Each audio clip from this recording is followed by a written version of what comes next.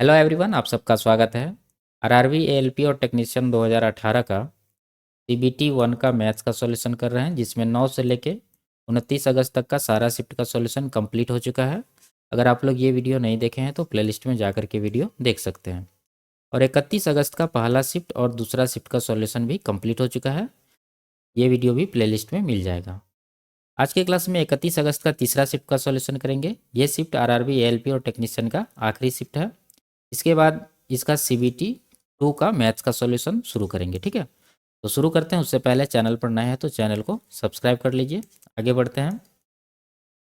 तरह 15, 30 और 45 मिनट के अंतराल पर क्रमशः 3 घंटियाँ बजती है। यदि वे सुबह 8 बजे एक साथ बजती है तो अगली बार वे एक साथ कब बजेगी। ठीक है, तो देखिए, अगली बार बजने वाला समय निकालने के लिए हम लोग को इन तीनों का एलसीएम निकालना होगा। जो एलसीएम आएगा उतना समय बाद फिर से ये तीनों घंटियाँ एक साथ बजेगी। तो 15, 30 और 45 का एलसीएम होता है 90, यानी 8 बजे के 90 मिनट बाद फिर से ये घंटियाँ बजेगी। तो 90 मिनट कितना होता है? 1.5 घंटा, यानी कि 8 बजे के 1.5 घंटे बाद फिर से ये बजेगी। तो 8 बजे में 1.5 घंटा जोड़ दीजिए, कितना हो जाएगा? 9:30 बज जाएगा, यानी कि 9:30 पे ये तीनों साथ बजेगी। ऑप्शन नंबर ए इसका सही आंसर है। आगे बढ़ते हैं। अजय 12 दिनों में एक पेंटिंग बना सकता है। अमित अजय से 70% अधिक कुशल है। इसी पेंटिंग को बनाने में अमित को कितने दिन लगेंगे? देखिए, दो लोग हैं, अजय और अमित।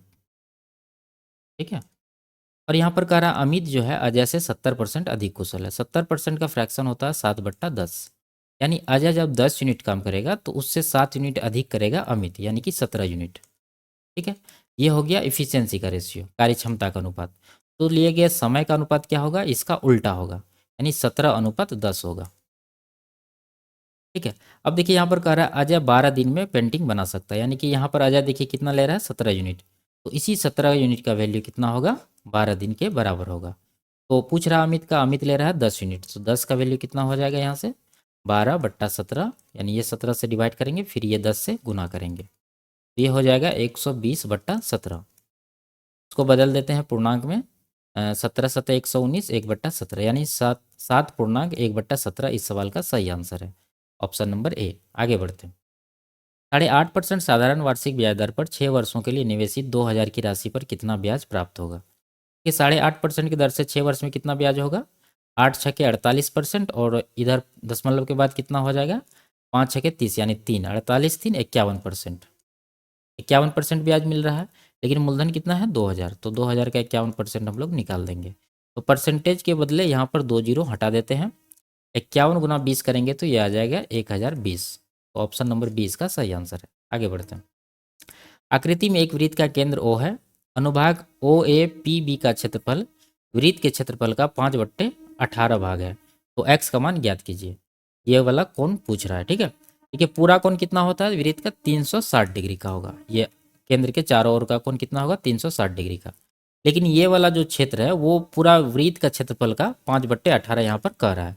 तो कोण भी उतना ही भाग होगा, 5/18 भाग। तो 360 का 5/18 हम लोग निकाल देंगे यहाँ पर।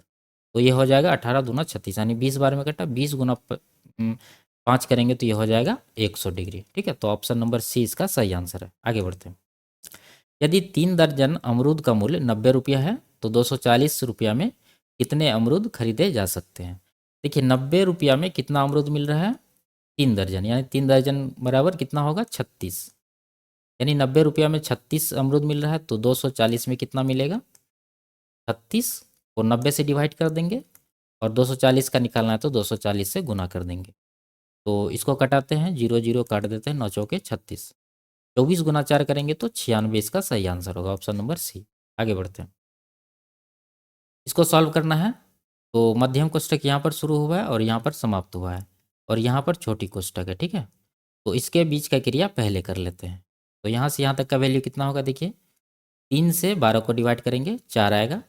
फिर 8 में 4 माइनस करेंगे तो कितना आएगा? 4, यानी ये छोटी वाला कोष्ठक का वैल्यू आ गया 4। ठीक है, अब आगे देखिए, 4 से 4 को डिवाइड करेंगे, 1 आएगा। आगे माइनस है, फिर भाग है। तो 4 से 80 को जब भाग करेंगे तो ये 20 आएगा। अब यहाँ माइनस है, उधर 1 है, इधर 20 है। तो 20 में 1 जब माइनस करेंगे तो कितना आ जाएगा? 19। ठीक है, अब देखिए यहाँ 38 है, वहाँ 19 आया है। तो 38 में जब 19 माइनस करेंगे तो कितना बचेगा? 19। अब 45 में 19 माइनस करना है, यहाँ माइनस है तो माइनस करेंगे तो ये आ जाएगा कितना? 26। तो ऑप्शन नंबर ए इसका सही आंसर है। आगे बढ़ते हैं। एक दुकानदार कुछ अंडे 19.2 रुपया प्रति दर्जन की दर से खरीदता है और 25% लाभ पर बेच देता है, तो अंडे का विक्रय मूल्य कितना होगा? देखिए, 19.2 रुपया प्रति दर्जन की दर से खरीदता है, तो एक अंडा का मूल्य कितना होगा? 19.2 को 12 से डिवाइड करेंगे, ठीक है। 12 अंडा का इतना दाम है, तो एक अंडा का निकालने के लिए 12 से डिवाइड कर दिए। अब इसको 25% लाभ पर बेचेगा, इसका फ्रैक्शन होता है कितना? 1/4, यानी 4/1 का प्रॉफिट होगा, तो बिकेगा सामान 5/4 में, ठीक है। या नहीं तो इसको आप इस तरह से 125% लाभ होगा, मतलब विक्रय मूल्य होगा, तो 125/100 लिख सकते हैं इसको, फिर कटाएंगे तो यही आएगा। तो अब यहाँ पर 12 से इसको कटा देते हैं, 12 1 का 12, 12 6 के 72, 1.6 आया, फिर इसको कटा देते हैं 0.4 बार में, 0.4 गुना 5 जब करेंगे तो यह आ जाएगा 2 रुपया। तो ऑप्शन नंबर ए इसका सही आंसर है। आगे बढ़ते हैं। 5 वर्षों के लिए प्रतिवर्ष साधारण ब्याज 9% की दर से एक्स को निवेश करने पर उतना ही ब्याज मिलता है जितना कि 8 वर्षों के लिए प्रतिवर्ष साधारण ब्याज पर 6.25% की दर से वाई को निवेश करने पर मिलता है। एक्स वाई का अनुपात ज्ञात करें। इस तरह का सवाल पहले भी कर चुके हैं, तो यहाँ पर हम लोग डायरेक्ट एक्स और वाई का अनुपात निकाल लेते हैं। तो एक्स में क्या जाएगा? वाई का जो रेट और टाइम दिया हुआ वही जाएगा। तो यहाँ पर वाई के साथ क्या है? 8 और 6.25। जब 8 और 6.25 को गुना करेंगे तो ये कितना आएगा? 8 6 के 48, उसके बाद 8 का 1/4 कितना हो जाएगा? 2। तो 48 2 50, ठीक है। एक्स का आ गया 50।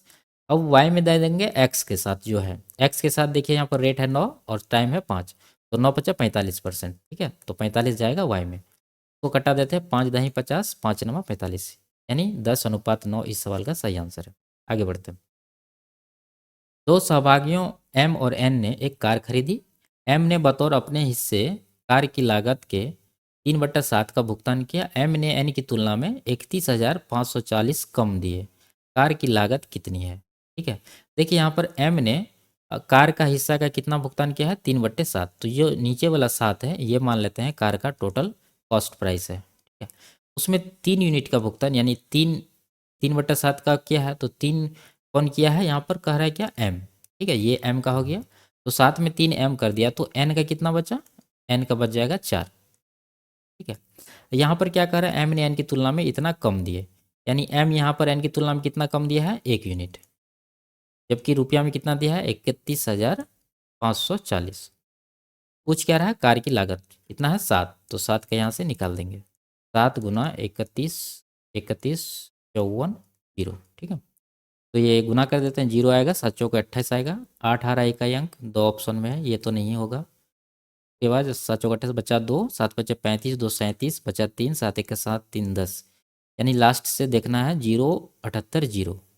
तो 078 0 ऑप्शन नंबर ए में है, नहीं तो पूरा गुना करके निकाल सकते हैं। आगे बढ़ते हैं। उपरोक्त सारणी में 4 विद्यार्थी दिया हुआ है WXYZ, और ये सब्जेक्ट है PCBM। क्या पूछ रहा है? PCM एवं बी में संयुक्त रूप से 10 विद्यार्थियों ने उच्चतम प्रतिशत अंक प्राप्त किया। देखिए टोटल नंबर है कितना? 100 का, तो ये जो आया है वो डायरेक्ट परसेंटेज में होगा, तो हम लोग देख लेंगे यहाँ पर जोड़ के किसका अधिक है, वही आंसर होगा। तो ये कितना हो रहा है? 7 9 16 5 21, 21 8 29, 290 और 5 45, 295, ठीक है। W का आ गया। उसके बाद इसका निकालते हैं। 5 8 13, 13 9 22, 22 6 28, 280 हो गया, इधर 5 5 10, 290 हो जाएगा इसका। इसका कितना आएगा? 6 2 8 9 17 4 21, यानी 210 आ रहा है। उसके बाद इसका कितना है? 9 8 17 4 21, 6 27, यानी 270 और 5 275। तो अधिकतम यहाँ पर इसका नजर आ रहा है, ठीक है, 295। तो ये कौन सा है? W, ऑप्शन नंबर डी इसका सही आंसर है। आगे बढ़ते हैं। पाइप ए बी और सी किसी खाली टंकी से जुड़े हैं। पहले 2 पाइप क्रमशः 4 और 8 घंटे में टंकी को पूरा भर देते हैं। ये 3 पाइप है, ए बी और सी। पहला 2 पाइप जो है वो 4 घंटा और 10 घंटा में टंकी को भर देता है, और तीसरा पाइप पूरी टंकी को 6 घंटे में खाली कर देता है, यानी ये जो है 6 घंटे में खाली कर देता है। तो टंकी का कैपेसिटी इन तीनों का LCM कितना हो जाएगा? 60। तो ये आएगा 15, ये आएगा 10 छके 60, ये आएगा 6 दाही 60। तो ये खाली करने वाला है, तो इसको माइनस में लिखेंगे, ठीक है। अब आगे देखिए, यदि तीनों पाइपों को एक साथ खोल दिया जाए जब टंकी आधी भरी हो, तो देखिए पूरा टंकी 60 यूनिट का है, तो आधा इसका कितना होगा? 30 यूनिट। तो टंकी को पूरा भरने में कितना समय लगेगा? 30 यूनिट भरा हुआ है ऑलरेडी, यहाँ पर कह रहा है सवाल में 30 यूनिट ही अभी भरना है, और तीनों को एक साथ खोला जाता है तो कितना टाइम लगेगा। तो यहाँ देखिए 15 6 21, 21 भरेगा 10 खाली करेगा, तो कुल मिला के कितना भराएगा 21 माइनस 10 11 यूनिट। तो 11 से इसको डिवाइड करेंगे तो ये आ जाएगा 30/11। ऑप्शन नंबर 20 का सही आंसर है। आगे बढ़ते, यदि इतना बराबर इतना का केवल एक समाधान है ना, पुनरावृत्ति हल है, तो एक का पूर्ण सकारात्मक समाधान क्या है। यहाँ पर रिपीटेड सॉल्यूशन कह रहा है और ये है द्विघात समीकरण। तो द्विघात समीकरण में जब रिपीटेड सॉल्यूशन होता है तो डिस्क्रिमिनेंट क्या होता है, जीरो होता है, यानी b² माइनस 4ac बराबर जीरो। ठीक है, ये d निकालने का फॉर्मूला है। तो हम लोग यहाँ से इसको थोड़ा सा सॉल्व करके एक तरफ लाते हैं सबको, कि 12x² है, इधर ax² है। तो इसको डिटेल में समझते हैं। 12x², उधर से ax² को इस तरफ लाएंगे तो माइनस ax² होगा। उसके बाद इस तरफ है माइनस ax, उधर से 9x को लाएंगे तो माइनस 9x हो जाएगा। उसके बाद यहाँ 7 है प्लस का, उधर से आएगा 3 माइनस में। ठीक है, डिटेल में लिख दिए। एक लाइन और करते हैं इसको। देखिए इन दोनों में x² कॉमन है तो ले लेते हैं बाहर। उसके बाद बचेगा 12 माइनस a। उसके बाद इन दोनों में भी देखिए माइनस तो कॉमन है ही, उसके बाद x भी कॉमन है, बचेगा a माइनस 9। माइनस कॉमन ले ली तो प्लस में होगा a प्लस 9। उसके बाद यहाँ देखिए 7 में से 3 माइनस करेंगे तो 4 आएगा प्लस में बराबर 0। अब हो गया ये हो गया a, ये हो गया b और ये हो गया c। ठीक है, अब इस फॉर्मूला में इसको रख देंगे तो ये कितना हो जाएगा, b² करना, तो b कौन सा है, ये वाला पद b है, यानी a प्लस 9 का होल स्क्वायर। ठीक है, और ये देखिए आगे माइनस लगा हुआ तो इसमें भी माइनस लगाएंगे और इसका पूरा का होल स्क्वायर करेंगे। माइनस को छोड़ना नहीं है, नहीं तो गलत हो सकता है। उसके बाद माइनस 4ac माइनस देंगे 4 गुना ए कितना है यहाँ पर देखिए 12 माइनस ए, 12 माइनस ए गुना सी कितना है 4 बराबर 0। अब इसको तोड़ते हैं, ये a प्लस बी का होल स्क्वायर बनेगा, ये माइनस का जब स्क्वायर करेंगे तो प्लस में ही आ जाएगा। ठीक है, तो a का स्क्वायर a² हो जाएगा प्लस b का स्क्वायर 81 प्लस 2ab, 9 दूना 18 गुना a 18a हो जाएगा। उसके बाद यहाँ देखिए माइनस है 12 है, इधर से गुना, ये वाला को गुना करिए तीनों को। ठीक है, माइनस है तो माइनस आएगा ही, 4 12 चौक 48, 48 चौके कितना होगा 48 गुना 96 दुना 192। ठीक है, अब ये 4 गुना ए गुना 4 करिए, माइनस गुना माइनस प्लस हो जाएगा, 4 चौके 16 गुना ए 16 है, और इधर कितना हो जाएगा बराबर 0। ठीक है, देखिए a², यहाँ देखिए ए वाला कहाँ है 18a 16 है, 18 16 कितना हो जाएगा 34, 34 से अब 81 में 192 माइनस करना है। ठीक है, तो ये कितना आ जाएगा, माइनस में तो आएगा, बचेगा एक, 19 में से 8 घटाएंगे तो कितना बचेगा 11, यानी 111 आ रहा है बराबर 0। अब ये आ गया द्विघात समीकरण। अब इसको तोड़ के ए का वैल्यू निकालना है और पॉजिटिव वैल्यू जो होगा वही पूछ रहा, आंसर क्या होगा। तो इसको बीच वाला पद को, ये वाला पद को दो भाग में तोड़ना है, जोड़ने या घटाने के बाद 34 से आ जाए और गुना करने के बाद माइनस का 111 आ जाए।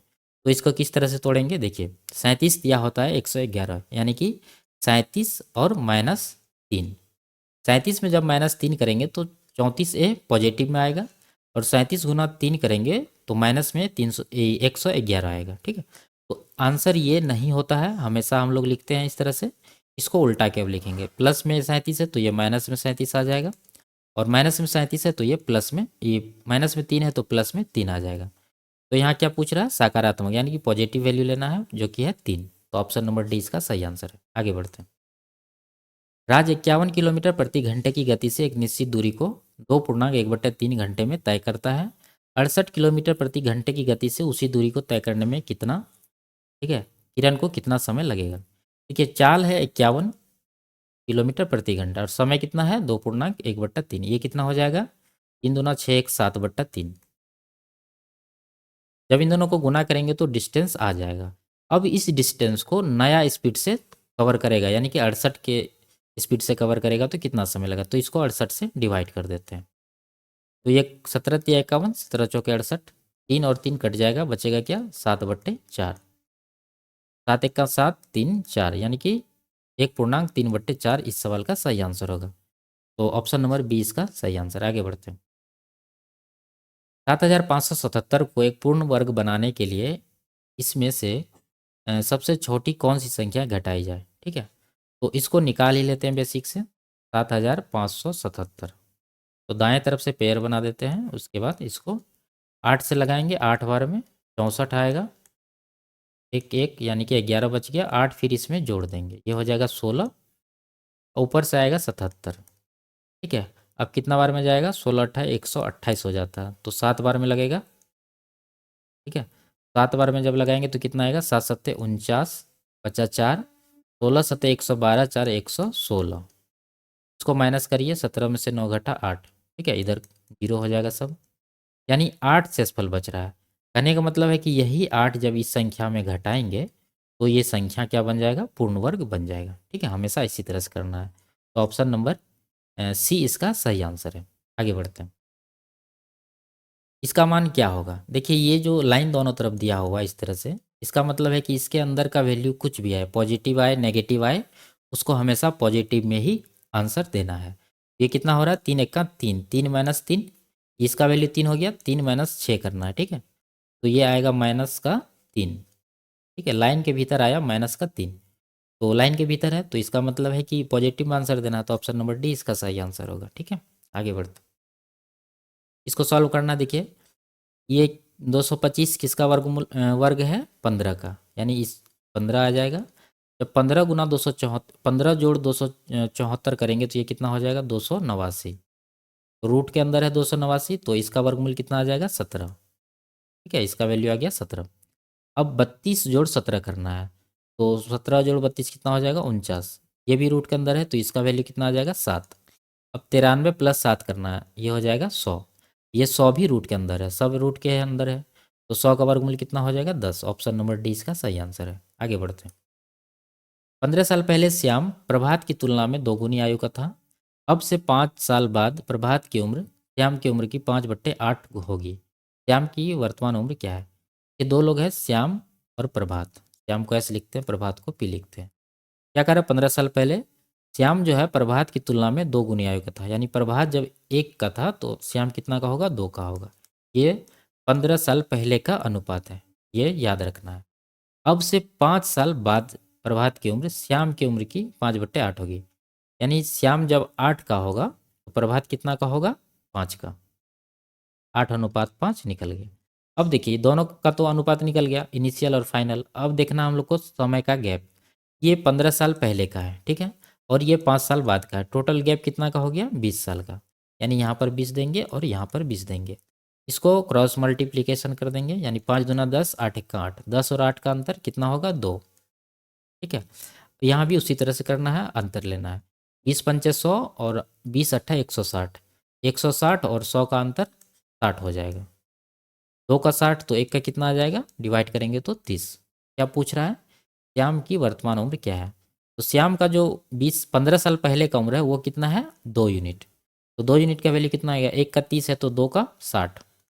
ठीक है, एक बार ये निकालना नहीं था हम लोग को, क्योंकि यहाँ पर 2 का निकाला था, 2 का ही पूछ रहा था, तो ध्यान नहीं दिए, एक स्टेप एक्स्ट्रा करना पड़ा। तो ये 60 हो गया, 60 साल का हो गया 15 साल पहले। ठीक है, ये 15 साल पहले का रेशियो था, तो वर्तमान का पूछ रहा है तो 15 साल इसमें जोड़ देंगे, तो ये हो जाएगा 75 साल। तो ऑप्शन नंबर डी इसका सही आंसर है। आगे बढ़ते, इसको सॉल्व करना है। यहाँ पर मध्यम कोष्टक है, यहाँ से यहाँ तक इसका वैल्यू निकाल लेते हैं। ये देखिए ये कितना हो जाएगा, 4 पंचे 20, माइनस का 20 हो रहा है, इधर हो जाएगा माइनस माइनस प्लस का 9, तो ये हो गया कितना, माइनस का 11।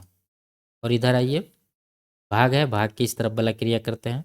28 में 53 माइनस करेंगे तो आएगा 25 माइनस में, और आगे माइनस लगा हुआ तो इन दोनों को जोड़ देंगे, 25 8 33 हो जाएगा। अब 11 से 33 को डिवाइड करना है, 11 में माइनस लगा है तो कितना आंसर आ जाएगा, 11 या 33 होता है, 3 आएगा, लेकिन माइनस है तो माइनस भी देंगे, तो -3 इस सवाल का सही आंसर है। आगे बढ़ते हैं। यहाँ कह रहा है यदि इन 4 छात्रों को पीसीएमबी में उनके कुल प्रतिशत अंकों के अनुसार स्थान दिया जाए तो डैश को तीसरा स्थान मिलेगा। तो जोड़ना पड़ेगा सबको, 7 9 16 5 21 8 29 और 5 295 हो गया ये 5 8 13 9 22 22 6 28 और 10 यानी 290 हो गया ये कितना होगा, 60 6 2 8 9 17 4 21 210 हो गया, 9 8 17 4 21 6 27 यानी 275 हो गया। अब तीसरा स्थान देखिए, पहला पर तो ये आएगा 295 वाला, उसके बाद 290 वाला आएगा दूसरा पे, और तीसरा पे आएगा ये 275 वाला, और चौथा पे आएगा ये 290।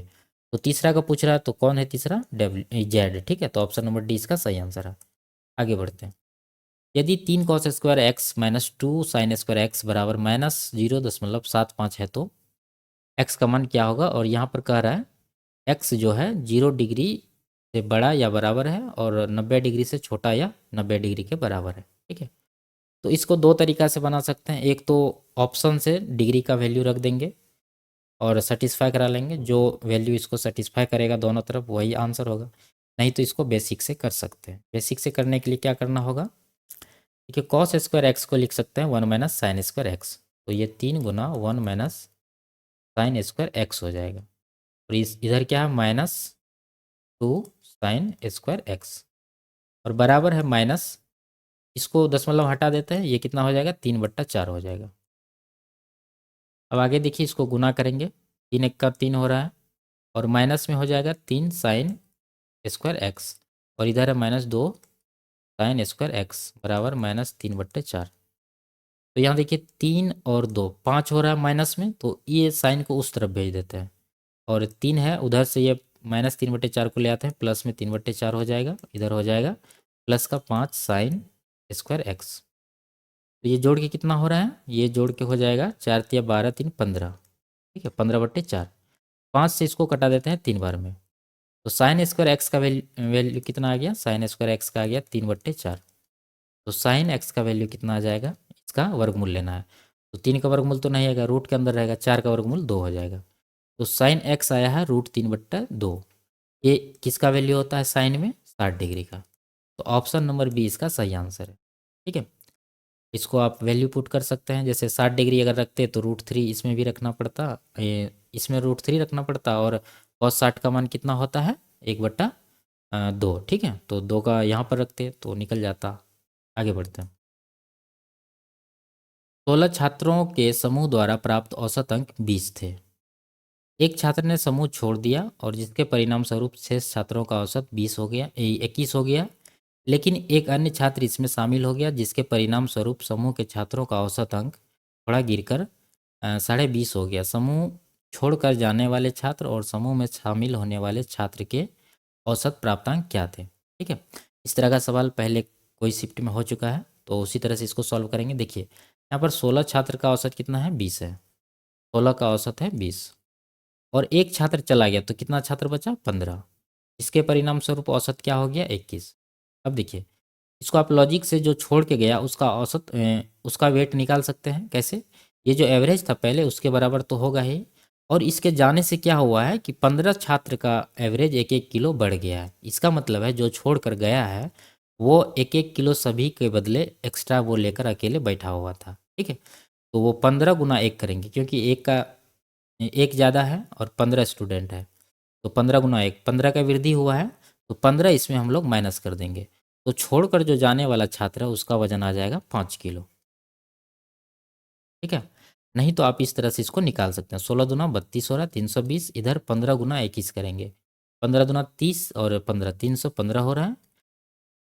320 को 315 में 320 में 315 माइनस करेंगे तो 5 किलो आ जाएगा। इस तरह से भी कर सकते हैं।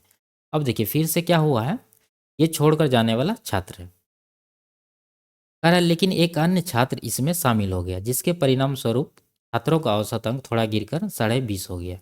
अब देखिए एक छात्र तो चला गया, तो बचा था 15 छात्र जिसका एवरेज कितना था, 21। अब एक और शामिल हो गया, तो शामिल होने के बाद टोटल 16 छात्र हो गए और एवरेज हो गया है 20.5।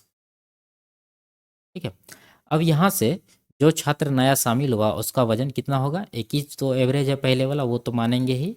उसके बाद उसके आने से क्या हुआ है, सभी का वजन यानी 16 छात्र का वजन जो है ½ किलो कम गया है। इसका मतलब नया छात्र जो आया है उसका वजन कितना कम है, 16 गुना हाफ करेंगे तो कितना हो जाएगा, 8 किलो, यानी 21 - 8 13 किलो का वजन है ये छात्र का जो नया शामिल हुआ है। नहीं तो इसी तरह से दोनों तरफ गुना करके अंतर ले लीजिए, 13 किलो ही आएगा। अब दोनों का एवरेज पूछ रहा है, यानी 5 और 13 का एवरेज कितना होगा, 13 × 5 = 18 होता है, और 2 छात्र है तो 2 से डिवाइड करेंगे, आएगा 9 kg। तो ऑप्शन नंबर ए इसका सही आंसर है। आगे बढ़ते हैं। देखिए इसको सॉल्व करना है। इसको जब गुना करने लगेंगे तो बहुत ज़्यादा समय लगेगा, तो हम लोग क्या करेंगे, एक्स का यहाँ पर कोई वैल्यू रख लेंगे। तो सबसे आसान होगा जीरो, लेकिन जीरो रखने पर यहाँ मल्टीपल ऑप्शन एक ही आंसर देगा, तो हम लोग क्या करेंगे, एक्स का वैल्यू एक रखेंगे। ठीक है, तो यहाँ पर जब एक्स का एक वैल्यू जाएगा इसमें, तो इसका वैल्यू कितना हो जाएगा, 5 - 3 2 हो जाएगा ये। और यहाँ पर 1 और 4 5 हो जाएगा। ठीक है, और उसके बाद माइनस से माइनस देंगे, फिर देखिए यहाँ पर 2 5 7 हो जाएगा इसका वैल्यू। और इधर कितना हो जाएगा, 3 - 4 माइनस का 1 हो गया। ठीक है, इन दोनों में गुना है और आगे माइनस लगा हुआ है, तो ये 10 हो गया। और यहाँ देखिए आगे माइनस है, यहाँ भी माइनस है, तो ये माइनस माइनस प्लस हो जाएगा, 7 × 1 = 7, तो ये हो गया 17। यानी इसका एक वैल्यू रखने पर, एक्स का वैल्यू एक रखने पर कितना आया है, 17। तो हम लोग ऑप्शन में भी एक्स बराबर एक रखेंगे। तो जब इसमें एक रखेंगे तो क्या आएगा, 1 + 10, 10 × 1 = 11 8 19 आ रहा है, 19 आ रहा है, लेकिन 17 चाहिए, तो ये नहीं होगा। उसके बाद ये कितना आ रहा है, -1 + 10 - 8, यानी कि 10 में से न घटाएंगे, बचेगा 1, तो ये भी आंसर नहीं होगा। उसके बाद ये देखिए 1 + 10, 10 × 1 = 11 हो गया, 11 - 8, तो ये आ रहा है 3, तो ये भी ऑप्शन आंसर नहीं होगा। यहाँ पर देखिए -1 प्लस का 10 × 10 + 8, 10 × 8 = 18 में एक माइनस करेंगे तो 17 यहाँ पर बन रहा है, तो ऑप्शन नंबर डी इसका सही आंसर है। ठीक है, आगे बढ़ते हैं। तो ये लास्ट सवाल था। वीडियो आपको कैसी लगी कमेंट में ज़रूर बताइए। अच्छी लगी है तो वीडियो को लाइक और चैनल को सब्सक्राइब जरूर कर दीजिए। फिर मिलते हैं अगले क्लास में, तब तक के लिए बाय बाय, टेक केयर।